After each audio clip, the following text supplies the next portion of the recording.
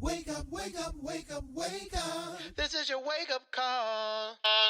Wake up, wake up, wake up. This is your Cup of Joe After Hours podcast. You know what they do. They just kind of let me hang out as they close up.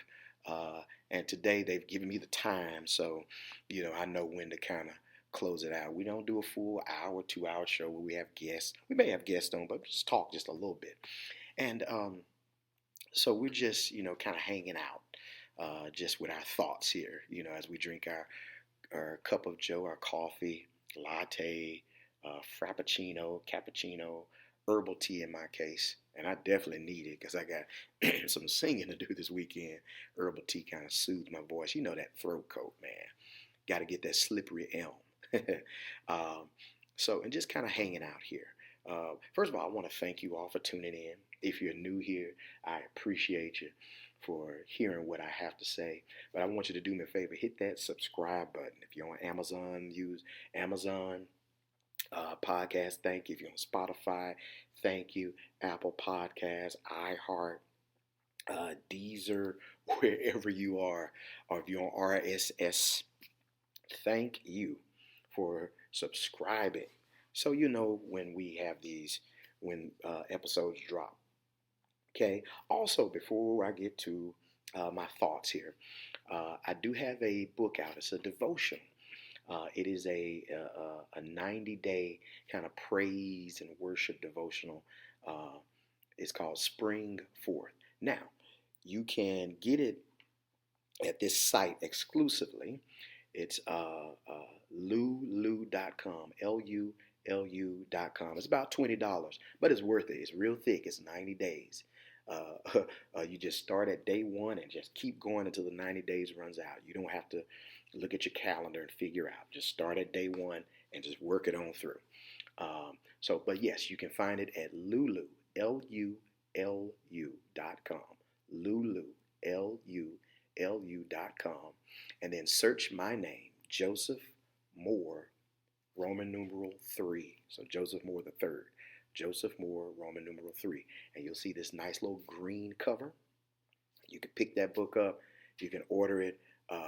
Like I said, it's a little right at $20. I think it's $17, plus the shipping and all that good stuff. So go ahead, get that. I appreciate your support.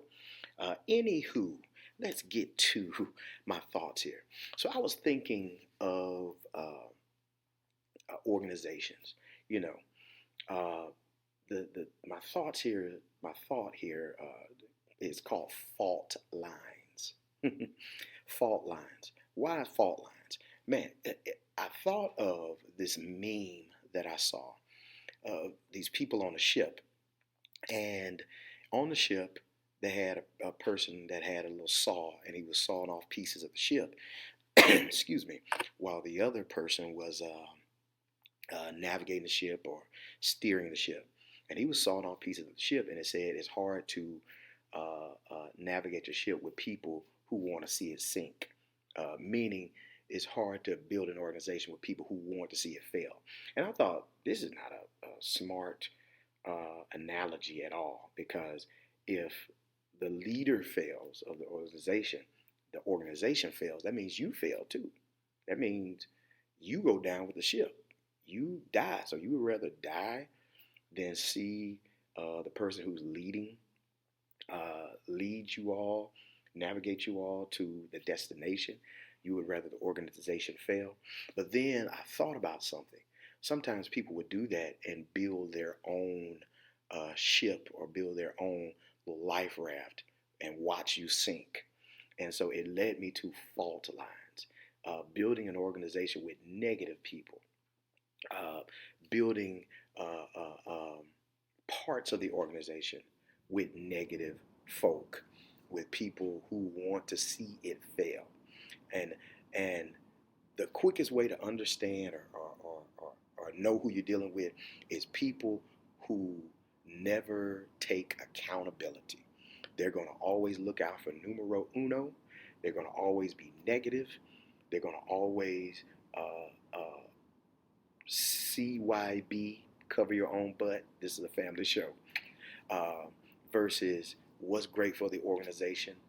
There are some times, and I've been in leadership for a long time in different organizations, uh, and there are times that I just take it on the chin, even if it's not my fault, because it was under my watch. But with fault lines, you people, they ain't gonna take it on the chin. They're going to blame other people, and they're looking for uh, it. They're looking for the fault to be on someone else. They're looking for the blame to looking for someone else to blame. Now, if you are a leader, if you are the senior most leader of your organization, and your organization is doomed for failure if you build it where it is always somebody else's, where you're looking for fault, where you're looking,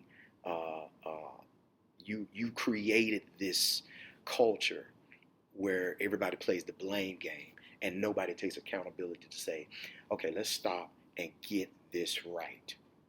You are doomed to have a sinking ship. And to take it to another place, I'm not a seismologist, so I might not be as technical with this, but I do know that along these fault lines, along these lines and group of people who want to play the blame game, uh, there lies,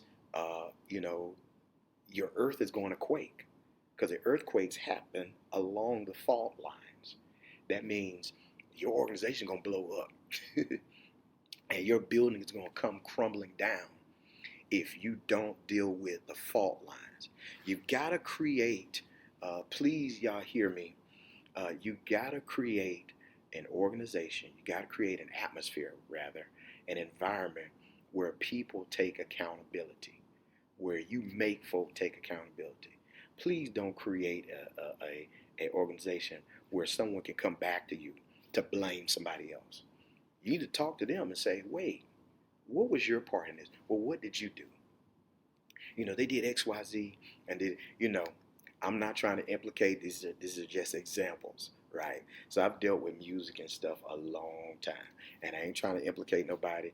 If it's just you, I'm gonna say it like the preacher says, look straight ahead. If you think I'm talking about you, this is just objective learning.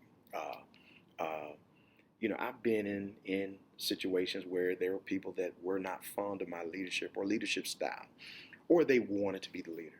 So they would report behind my back, of what I would do that was wrong, or what have you. Now, I've had some leaders that would talk to them, and in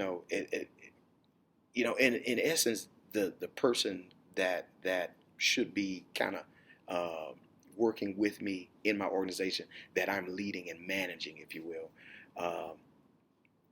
They were, essentially usurping the authority that I was given. So let me stop right there.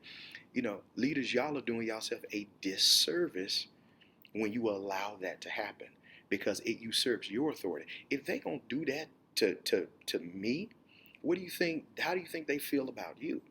And these are people that just want to climb the ladder. You can't be that ambitious. I tell you, if you, I think I've said in another show, help build somewhere else, that gets you noticed, and that creates good seeds and a good seed bed and a good environment for you to move on. If you're creating if you moving like that, uh, eventually that's gonna come back and bite you in the butt.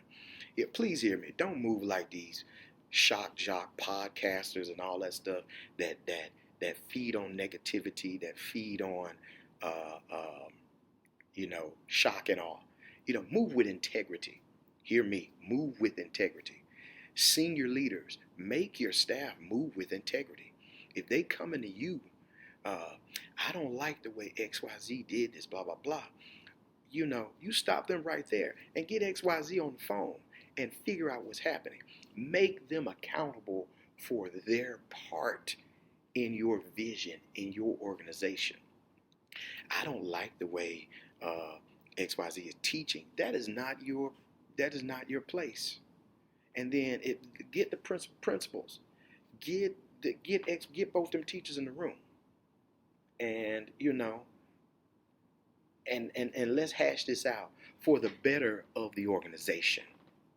For the better of the organization. Because those fault lines will cause your organization to crumble because your earth, quote unquote, will start quaking and you may not be able to recover it, or it may take you a long time to recover it. So I found some things to kind of help, called professional people skills, uh, ways to respond to chronic fault finders. It's Kate Nasser. It's Kate Nasser, katenasser.com. And just a few that I saw I love. I like one. Um, so, what professional people skills approach would you use to deal with chronic fault finders? Are they aware that they come across as negative? Some people are not aware. And I've had to talk to people and say, man, do you realize, or ma'am, do you realize, man, all you talking about is, all you doing is complaining. What's good about, or see, I used to be that. I used to be that man. I want to complain about something, and I was, and I had to sit back, and it was my wife kind of, well, what's your solution? Be a solution person. Don't be a negative person. Um, See that behavior. See if you come across negative, change it to, okay, they're doing this wrong, but here's how we can fix it. And now, if they won't hear you with that, you might have to move on. But hey, this is what we can do to fix it, and just move on. Um, Ask them, or ask yourself, what does fault finding mean to me, or do for me? What does this do for you? All right. So that happened in the rehearsal. What does that do for you? How do you think we need to fix it? Okay. And then spot their personality type. Driver types are focused on the end result. So sometimes they skip telling you the positive aspects of your idea to reach success more quickly. If you're not a driver personality type, you may see this as a negativity and finding fault. Let the driver personality type know that looking at the positive and negatives help you reach the end result. Some people are like that. They look right at the end, but they never sit to look at the details. And so when fault comes up, they just want to fix that. They just want to fix that fault. That can come across negative if you're a driver type. So maybe you need to work on that, but then as an organization, you need to realize that you have that person. And sometimes you may have to take what they say, they mean well, and move on. Take what they say, they mean well, and they move on. And then move on. Take it and make the adjustment. Take what's valuable, and you gotta set some limits. If they're attacking you, if that fault finder or driver personality is attacking you personally, set limits appropriately. You know, treat people with respect. You say, hey man, let's stop right here. Have I treated you wrongly? Have I done you wrongly? Okay, I need the same thing in return. As professional to ask, you know, to for to ask for appropriate behavior. And there's sometimes you got to leave it behind. There are times in your personal and work life where you may choose to walk away from a chronic fault finder. It's a viable choice when done with prior thought and awareness. Okay, those are just a few things that about fault finding. Chronic fault finding, I love what she says, comes from fear, selfishness, and low emotional intelligence. When you face that negativity, your confidence, optimism, and emotional intelligence rise above it and enable a professional people skills response. It says, so this is a positive image I want you to think of. Picture a team of inventors. This is Kate Nasser. They look at each failed attempt as a positive step toward creating a great result. They don't point fingers at who suggested it and spend time blaming. Moreover, they are alive with energy and ideas to reach a solution. That's me. I'm all about solutions, and that's what we need to be. So if you're a chronic fault finder, if you know a chronic fault finder, Sometimes you need to remove them. And sometimes you need to redirect them. They may be a person that can help you by finding these holes and everything.